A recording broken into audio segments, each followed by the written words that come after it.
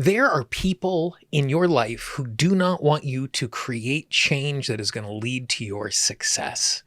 And I am not just talking about the quote unquote haters who don't want you to succeed, but instead, there are people in your life, loved ones, people you are close to, who do not want you to heal, who do not want you to change, who do not want you to evolve. And I'm not saying this to be harsh, and I'm not even saying this to be mean about the people in your life. And some of these people might be in a circumstance where consciously and vocally they are big cheerleaders for you and they want you to change and they want you to evolve, or at least that's what they say. And more than likely, their struggle and their desire for you to not move forward is happening on a subconscious level. This week, as we continue our Healing Fundamental series, we are going to explore the reason why the people in our life might not want us to change, might not want us to evolve, and might not want us to heal. This is Monterastelli, and welcome to the Tapping Q&A podcast, recorded live to tape from Williamsburg in Brooklyn. This is episode 572, originally aired August 16th, 2023. Hi, everyone. I hope this finds you well wherever you are and whatever time of day you're getting a chance to join me. Thanks for spending a little time with me today. Today, we are going to continue our Healing and Transformational Fundamental series, where we are exploring how transformation happens, how our subconscious mind works, because when we understand these things, taking action and creating transformation for ourselves in our life becomes so much easier. Today, we are looking at the people in our lives who want us to change as long as they don't have to.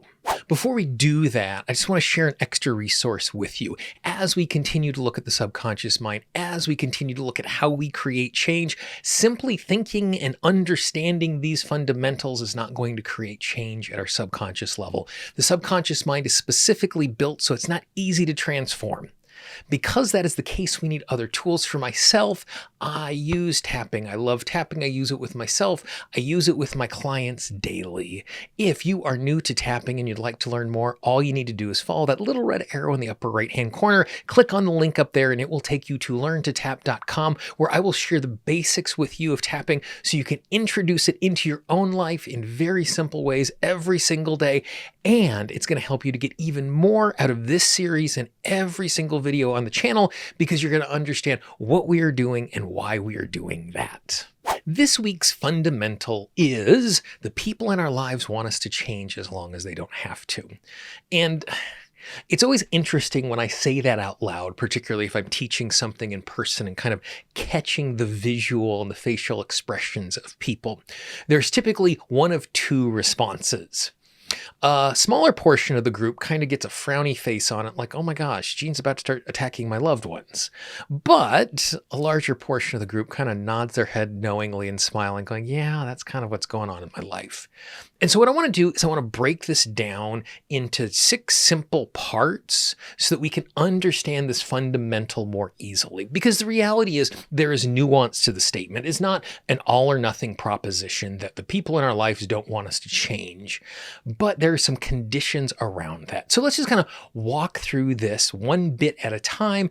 And then at the end of it, we're going to do a little tapping and show you how to clear this so it's easier for you to move forward and navigate all of this. Number 1. As we have talked about before, the subconscious mind longs for predictable and it longs for stability. So much so that our subconscious mind will choose the predictably bad over the unpredictable. Because when something is predictable, it is so much easier for us to manage and understand because we know exactly what is coming. We don't have to have contingency plans. We know what tools we have used in the past.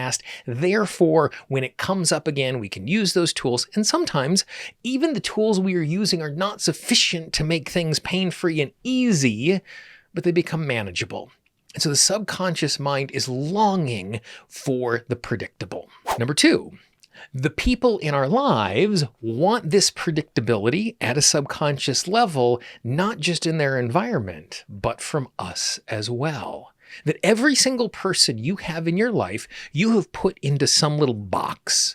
And I'm not saying that because it is judgmental, and I'm not saying that you're limiting the people in your lives, but we have an understanding of who the people are in our lives. And that's actually really good. Like, I know the people in my life who are dependable. I know the people in my life who are not dependable. I know the people in my life who typically show up early, who show up on time, and who show up late.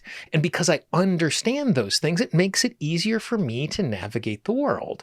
This is so much so that in 1993, when I came home from my freshman year of college, I returned to Wyoming with shoulder-length green hair. Now, at this point in the United States, that certainly wasn't something that was typical, and definitely not something that was typical inside of Casper, Wyoming.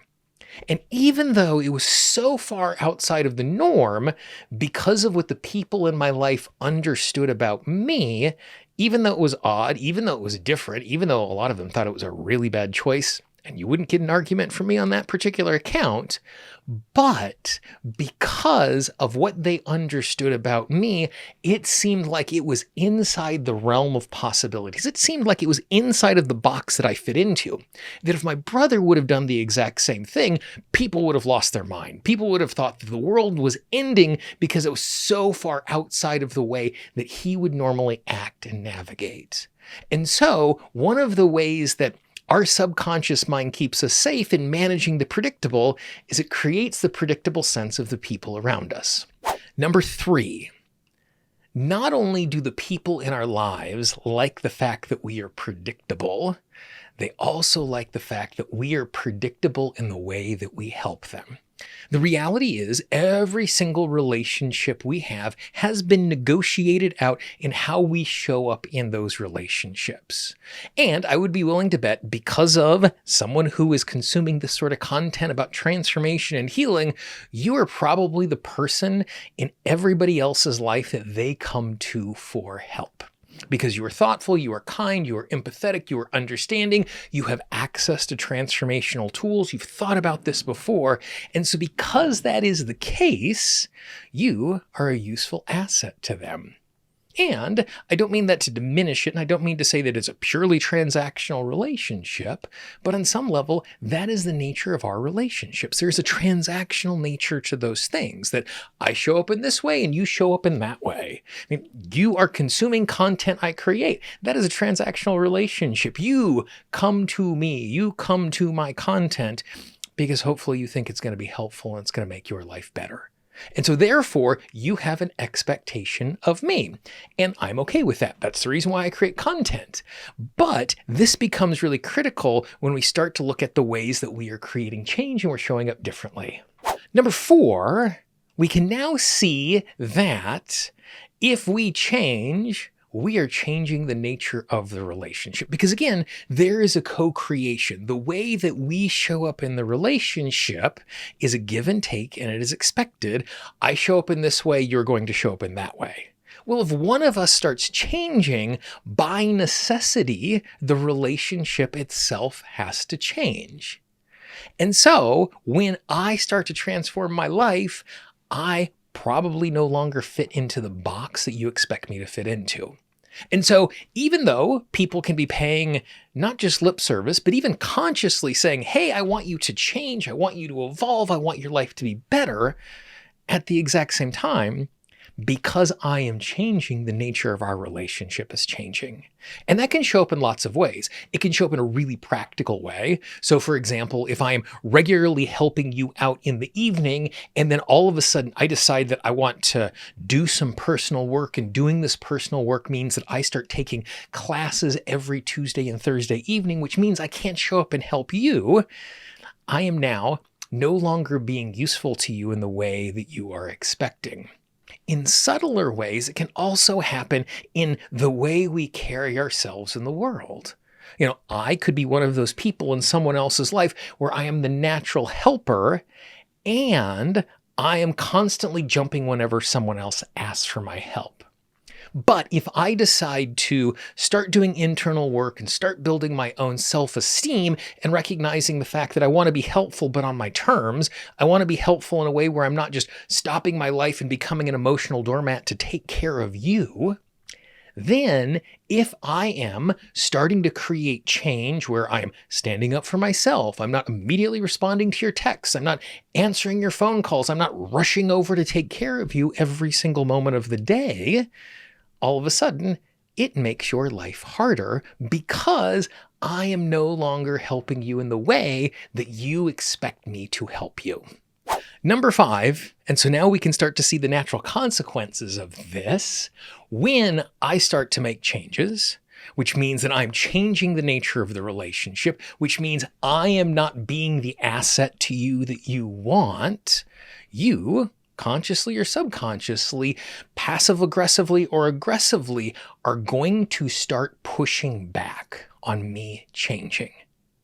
And again, it's not because you don't want me to change, but instead, I am violating the expectations you have of me.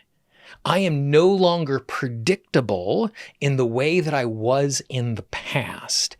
And as that happens, you are no longer having your needs met. You are now having to work in a different way. You are now having to take responsibility for things that I was taking responsibility for. And so we can start to see the people in our lives want us to change as long as they don't have to. When I'm making change, which makes the people around me have to change, that makes their life a little more difficult. And it is okay. I am allowed to change. I am allowed to heal. I am allowed to renegotiate every single relationship in my life. But just because I want something doesn't mean the people around me want that as well. And that means we're going to face pushback. That leads us to number 6. Number 6 then is we are now in a circumstance where we might resist creating change in our life, or we will create change and then we'll immediately step back to the way we were before because we don't want to deal with that pushback. We don't want to deal with the negativity. We don't want to deal with them thinking badly about us because we're no longer acting in the exact same way. And so you can see how difficult this sort of transformation can have to unfold in our lives because of the way these interactions happen with the people around us. Because I don't want to be in a circumstance where I'm catching aggressive or passive aggressive grief from the people in my life. I don't want to be in a situation where I'm letting people down. I don't want to be in a circumstance where subconsciously or consciously the people are thinking, oh, Gene is so selfish because he's going to do that thing, which makes it harder for me to change. But I am the only person in the world who is going to put myself first. I am the only person in the world who can take responsibility for my change. And so when I want change, I am willing to have my relationships be renegotiated, especially those relationships where I feel like I am being run over and I am being taken advantage of, or I'm allowing someone to run me over, or I'm allowing someone to take advantage of me. And in the long term, like we talked about last week, the new normal will become the normal. Those relationships will eventually catch up. But boy, sometimes is it hard for us to get to that particular place. So let's do a little tapping to help us navigate those particular things. Take a nice big deep breath and just tap along with me, moving from point to point. I recognize the fact there are people in my life who consciously want me to change. There are people in my life who are even willing to encourage me to change, who are willing to support me in my change, as long as they are in a circumstance where they don't have to change as well. And this is not something that is conscious. This is not something that is deliberate. But on a subconscious level, they understand me changing means they have to change as well. Because when I change, by necessity, our relationship changes. Because there is give and take in the relationship, one side of the relationship changing necessitates the relationship to change. And their subconscious mind wants the world to be predictable,